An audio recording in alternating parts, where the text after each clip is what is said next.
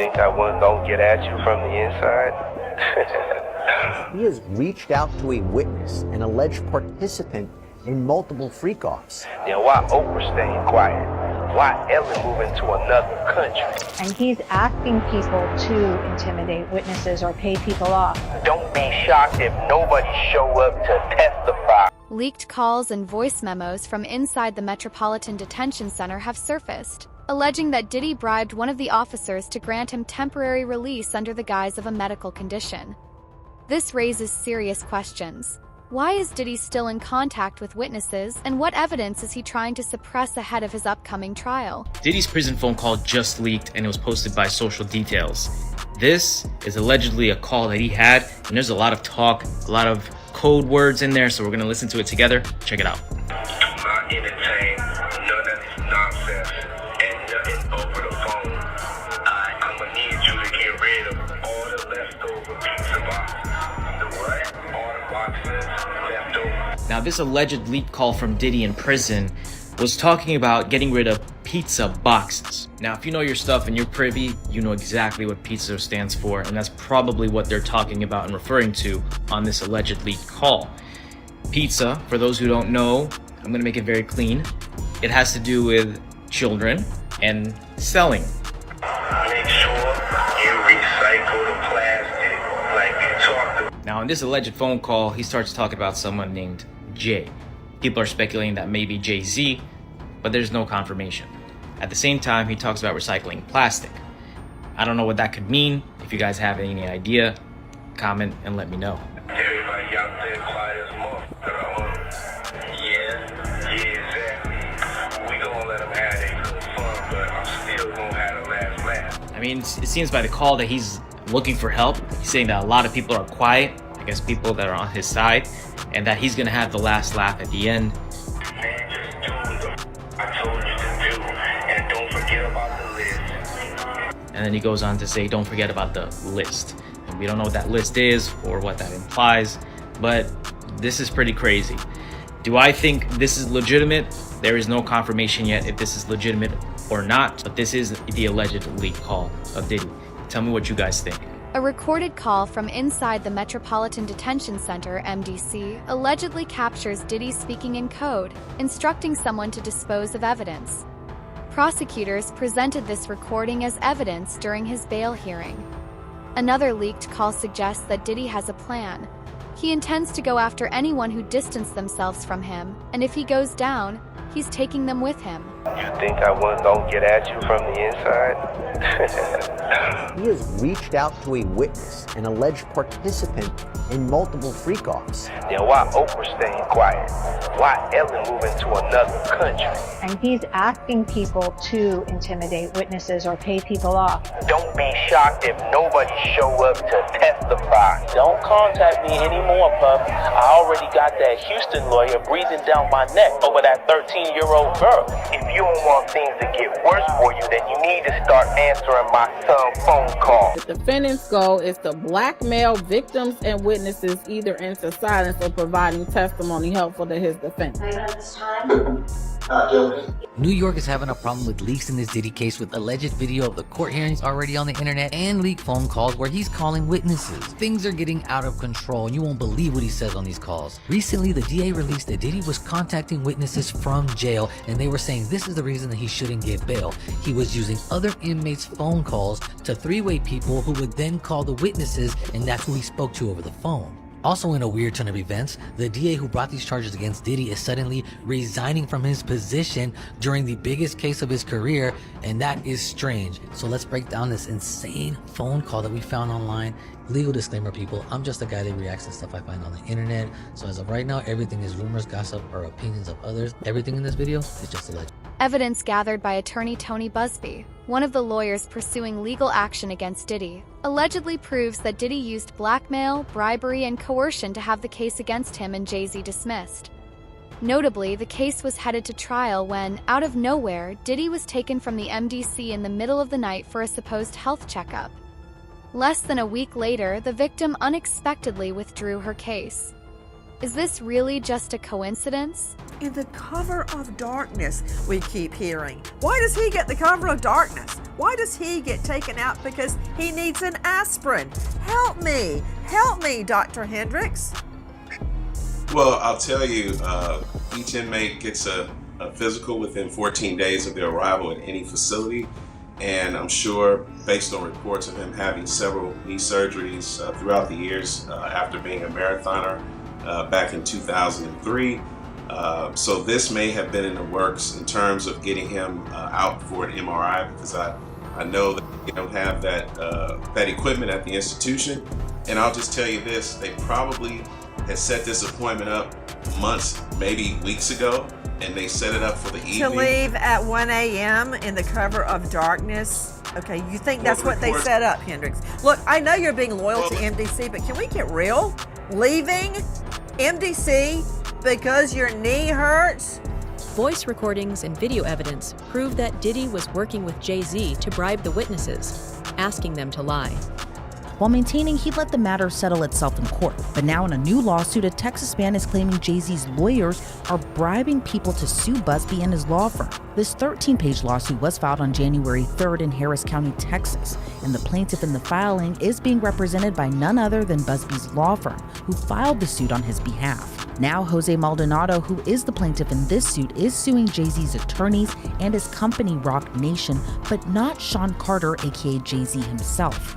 According to the lawsuit, the defendants in this suit are Marcy Bryan Croft, her law firm MJ Legal, Rock Nation, and the law firm who is representing Jay-Z, Quinn Emanuel Urquhart and Sullivan. They allege the defendants conspired to obstruct justice by engaging in shadowy operatives to illegally get more than 24 current and former clients of Busby law firm to turn around and sue them. The suit claims Rock Nation is financing this alleged effort, while attorneys Marcy Croft and the law firm Quinn Emanuel are orchestrating this whole thing. According to the suit, the defendants' agents were pretending to work for the state of Texas and allegedly flashed fake badges. Diddy's lawyers and defense team have already filed a motion to dismiss all evidence collected during the raid on his mansion. This includes everything the feds have on him, reportedly bottles of baby oil and thousands of hours of explicit footage. Diddy knows that if this evidence is thrown out, he stands a much better chance of escaping the case. Now to Sean Diddy Combs, looking to suppress evidence in his federal trial.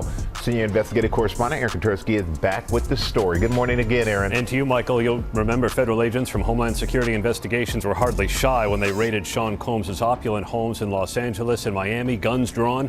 The jailed music mogul now argues those searches and other searches of his iCloud accounts, electronic devices, and New York City hotel room following his arrest were unconstitutional. His lawyers argue evidence obtained through those searches must be suppressed. Diddy's lawyers say the government presented a grossly distorted picture of reality when applying for the search warrants, omitting certain facts and including salacious details from an unnamed producer that were never credible. Combs has pleaded not guilty to racketeering conspiracy, sex trafficking, and prostitution charges. The defense is also arguing here his ex-girlfriend, Cassie Ventura, was a willing participant in drug-fueled sex performances called freak-offs, not coerced, as prosecutors allege. This latest challenge to his case comes 3 months before trial, and as Combs loses one of his attorneys, Anthony Rico says under no circumstances can he continue to represent Combs. He offered no details about that decision, Robin. Okay. It's a fact that Diddy has been in contact with witnesses, and it's also known that he has ties to Mayor Adams. Just weeks before Diddy was sent to prison, Mayor Adams personally gave him a key to the city, despite being aware of the ongoing investigation against him. The big question is, why would Adams still go through with this? And could this be linked to Mayor Adams' own indictment on corruption charges? Big breaking news tonight. For the first time in the history of New York City, a sitting mayor has been indicted for crimes. ABC News reporting that Mayor Eric Adams has been indicted by a federal grand jury. We do not know yet the exact charges. Federal authorities have been investigating Adams and members of his staff, issuing subpoenas for documents and cell phones. Several members of administration have resigned, some of them also friends of Mayor Adams. Again, Eric Adams, the 110th mayor of New York, has been indicted by a federal grand jury. We'll have the latest online and tonight on Eyewitness News at 11. If he was a part of that, how the f*** he get the key to the city? That's crazy to me. If he was in incidents and everything around the city that wasn't favorable, how you get key to the city? So now you gotta realize, if they had the mayor under investigation since 2014, Diddy was in investigation around 2011, 9 or 11, something like that. They say either 9 or 11. One of those people are responsible for the feds looking out after one, or either Diddy responsible, his interaction with the mayor, or the mayor interaction with Diddy may have caused the feds to be looking at both of them in some form or fashion. I don't know which one was first. Was it Diddy interaction with the mayor, or the mayor interaction with Diddy? Which one did the Fed have under surveillance first? And I think it was probably Diddy. Diddy's third bail hearing confirmed that he won't be getting bail, no matter how many times he tries. Key reason?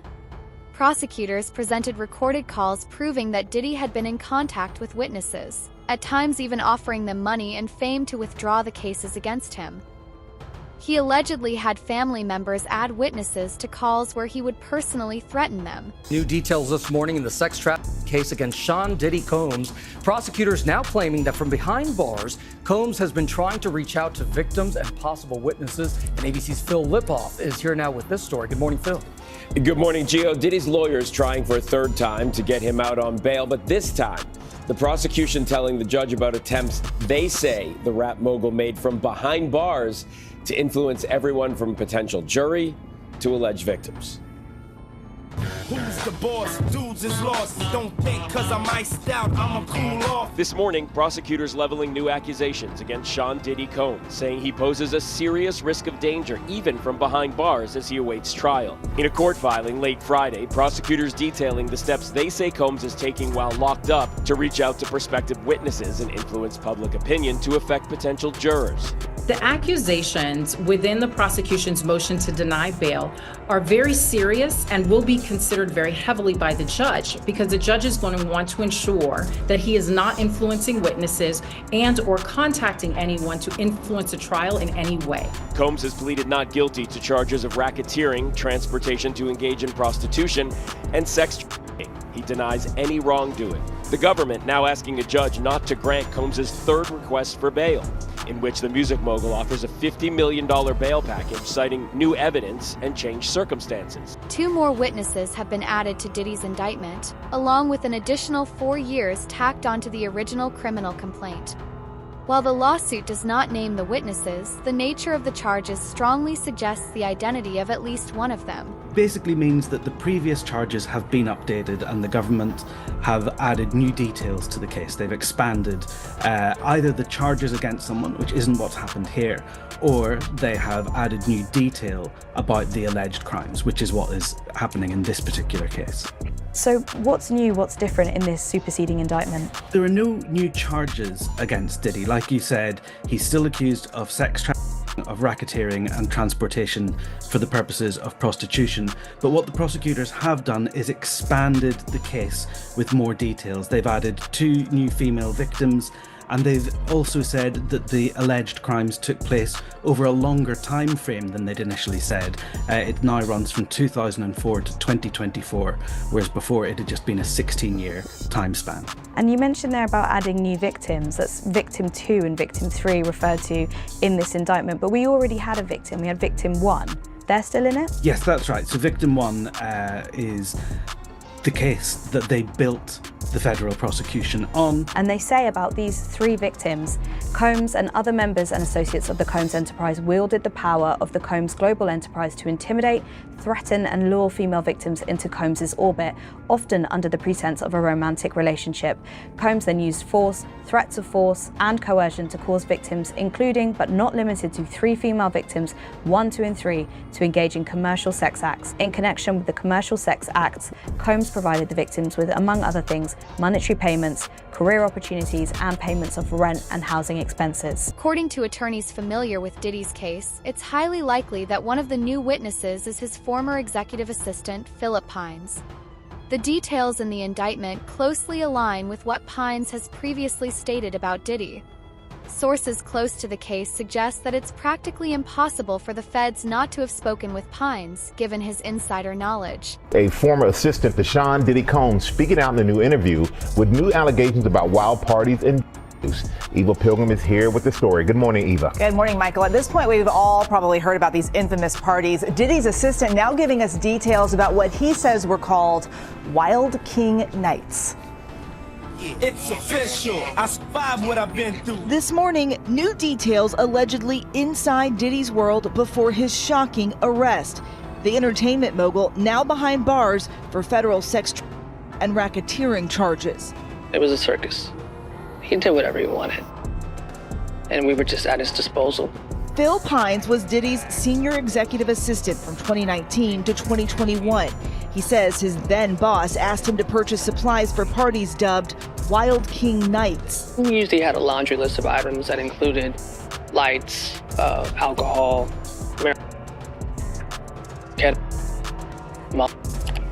those requests started to become more frequent. Pines claims many of these parties involved younger women. A lot of times you have him with a younger female. There's a power dynamic there. A more impressionable girl is easier to reel in. Consent is between the people that are engaging, and I wasn't there in these situations to understand the consent. Yes. One of the things is, the thing that stuck out to me, you mentioned it before, these allegations are so consistent with what the allegations are that are laid out by prosecutors when they describe the freak-offs in their indictment, right? These sex-fueled parties, these fueled parties, the baby oil, the Astroglide, and it makes me wonder, A, do you think Mr. Pines is a cooperating witness for the government? B, if so, do you think he was one of the people that they originally spoke to when they were coming up with this, when they were drafting the indictment and coming up with the charges? Or do you think he's come out after? Because again, I think the timing of the lawsuit's important too, at the end of the year, right now. Talk to me about what you think his role might be. If I had to guess, I would figure that the feds already talked to him, just because I know from my experience dealing with them how all-encompassing their investigations are. And if he really was his executive assistant from the time frame that they allege in the lawsuit, I can't see a scenario where they wouldn't. They investigate regular cases to the point that that I'm shocked when I see it as a criminal defense attorney with regular people. When you're talking about a high-profile celebrity case like this, I can't fathom that no one spoke to this individual prior to this. So I would think that they did speak to him, and I can't imagine that he's not a witness, because the way that they work is they want everybody that can corroborate their theory of the case to be on their witnesses, or to be somebody that they could. Most recently, Diddy's lawyer, Anthony Rico, filed a motion to withdraw from his case. This comes months after Diddy's longtime law firm, where he had been a client for over 20 years, announced that they were dropping him. Sean Diddy Combs' legal team is getting a little smaller. As the rap mogul's defense team prepares for his May trial on sex trafficking charges, his attorney Anthony Rico respectfully but regrettably requested to be dismissed from his role, according to documents obtained by NBC News. Rico, who's one of 6 attorneys on the case, requested in the February 21st filing to withdraw as representation because, quote, under no circumstances can I continue to effectively serve as counsel for Sean Combs, consistent with the ABA standards for criminal justice. The motion continues, quote, while I'm aware that the local rule requires that an application for withdrawal of counsel is supported and granted only upon a showing by affidavit or otherwise of satisfactory reasons for withdrawal, there are sufficient reasons related to the protections afforded by the attorney-client privilege for brevity in my application for withdrawal as counsel in this case. Rico noted that there wouldn't be a lapse in representation since the rapper, who's been charged with racketeering conspiracy, sex trafficking, and transportation to engage in prostitution, to which he's pleaded not guilty. So the high-powered law firm of Grubman, Shire, Masalis, and Sachs has dropped Combs as a client. Now, this is the firm of Alan Grubman, who is a very prominent entertainment lawyer that represents some very big names. Weeknd, Madonna, Chris Brown, Paul Simon, Usher, Bruce Springsteen. In fact, by the way, Alan Grubman was inducted into the Rock and Roll Hall of Fame. He actually helped found that back in the 1980s. So, gives you an idea about how big of a powerhouse this firm is. Now let's go back to Sean Combs. So the rumor circulating is that this firm did this because singer and actress Lady Gaga had threatened to leave the firm unless they parted ways with Combs. This is according to reporting by News Nation. And it's a big deal because the rapper and producer had apparently been with Grubman's firm for over 20 years. He was friends with Alan Grubman by all accounts.